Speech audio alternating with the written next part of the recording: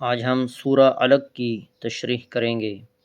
اس سورت کی پہلی 5 آیتیں سب سے پہلے وحی ہے جو ان حضرت صلی اللہ علیہ وسلم پر غار حرا میں نازل ہوئی۔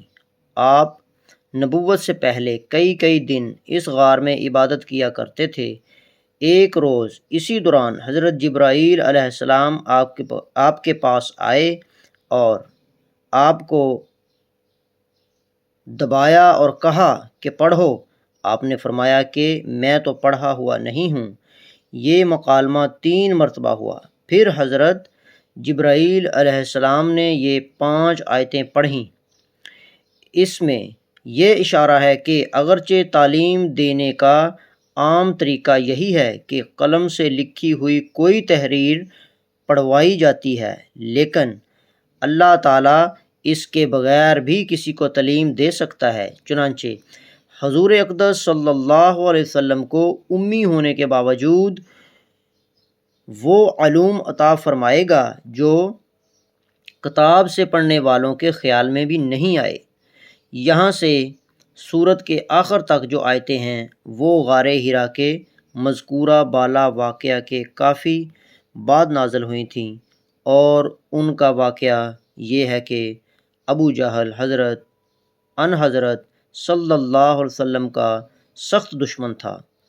ایک دن حضرت صلی اللہ علیہ وسلم حرم میں نماز پڑھ رہے تھے تو اس نے آپ کو نماز پڑھنے سے منع کیا اور یہ بھی کہا کہ اگر آپ نے نماز پڑھی تو میں معاذ اللہ آپ کی گردن کو پاؤں سے کچل دوں گا۔ اس موقع پر یہ آیت نازل ہوئی تھی، یعنی اپنے مال و دولت اور سرداری کی وجہ سے اپنے آپ کو بے نیاز اور بے پرواہ سمجھتا ہے کہ کوئی مجھے کچھ نقصان نہیں پہنچا سکتا۔ اگلی آیت میں اللہ تعالیٰ نے فرمایا ہے کہ سب کو آخر کار اللہ تعالیٰ کے پاس لوٹنا ہے، وہاں یہ ساری بے نیازی اور بے پرواہی دھری کی دھری رہ جائے گی۔ شروع میں جب ابو جہل نے حضرت صلی اللہ علیہ وسلم کو نماز سے روکا تھا تو آپ نے اسے جھڑک دیا تھا۔ اس پر ابو جہل نے کہا تھا کہ مکہ میں میری مجلس میں بڑا مجمع ہوتا ہے، وہ سب میرے ساتھ ہے۔ اس کے جواب میں فرمایا گیا ہے کہ اگر وہ حضرت صلی اللہ علیہ وسلم کو تکلیف پہنچانے کے لیے اپنی مجلس والوں کو بلائے گا تو ہم دوزخ کے فرشتوں کو بلا لیں گے۔ بعض روایتوں میں ہے کہ ابو جہل آپ کو تکلیف پہنچانے کے لیے بڑھا تو تھا لیکن پھر رک گیا، ورنہ فرشتے اس کی بوٹیاں نوچ ڈالتے۔